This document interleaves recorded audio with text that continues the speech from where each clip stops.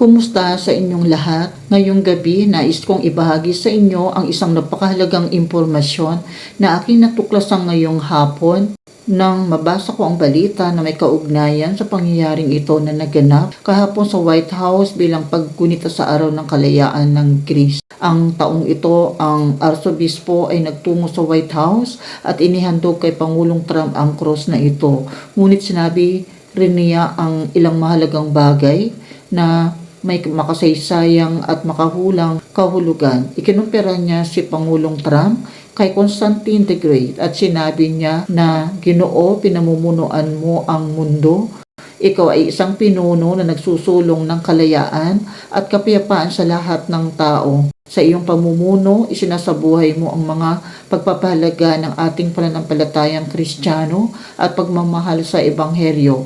Ipinapaalala mo sa akin ang dakilang Romanong Emperador, si Constantine the Great." Pagkatapos ay sinabi niya sa pamamagitan ng krus na ito, "Pinagdarasal ko na dalhin mo ang kapayapaan sa buong mundo at gawin ang Amerika na hindi matatalo." Ang mga sinabi ng taong ito ay mahalaga at may makahulugang kahulugan. Nais kong ibahagi sa inyong aming nailathalang artikulo tungkol dito. Ito ay may kaugnayan sa pagbuhos ng puot ng Diyos at sa mga panahong itinakda niya. Ang ikatlong mangkok ng puot ay may kaugnayan sa pagkikita ni na Zelensky at Trump sa Oval Office.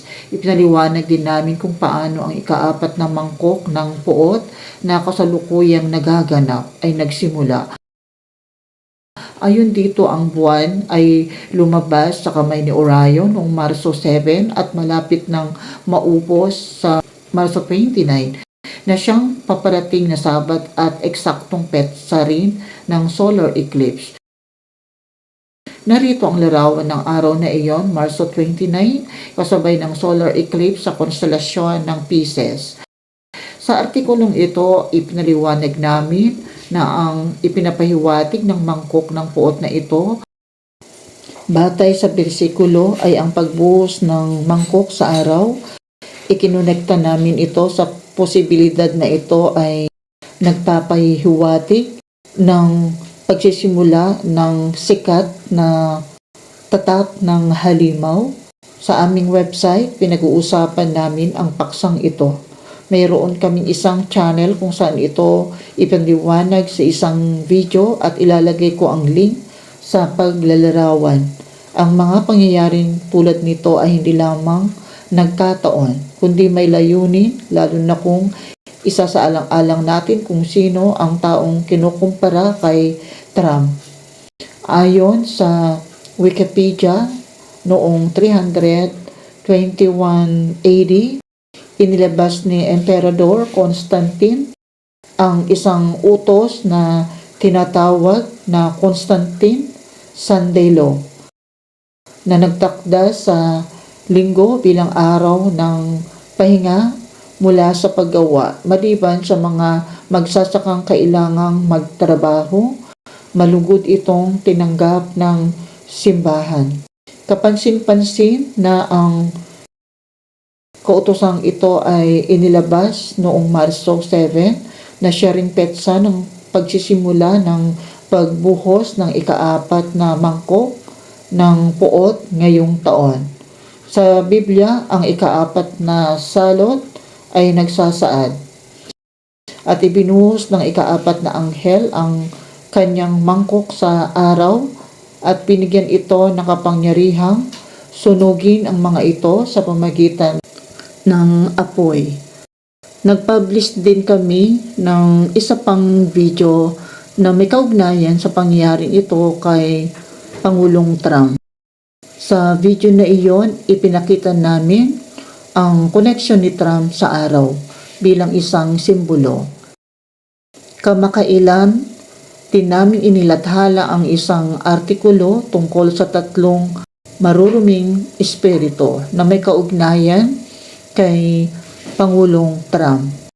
Hindi ko alam kung natatandaan ninyo ang isang patalastas na ginamit sa kanyang kampanya na tumutukoy rin sa isang solar eclipse. Ang solar eclipse na iyon noong Abril 8, noong nakaraang taon, ay isang mahalagang tanda, ang simula ng Sign of the Harp.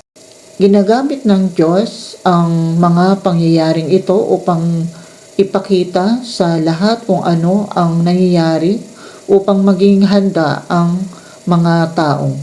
Si Trump ay binigyan ng isang cross at sa tandang ito makikita natin ang tatlong cross.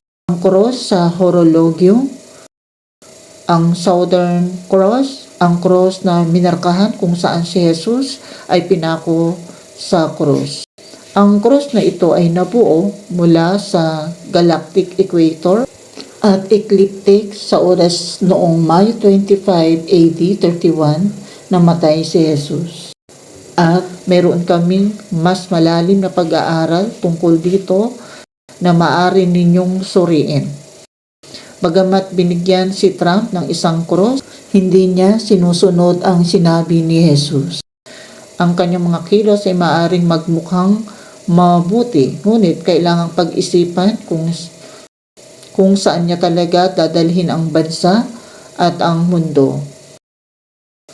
Inanyayahan ko kayong suriin ang mga materyales na aming inilathala upang maunawaan ang mga bagay na ito para sa inyong sarili.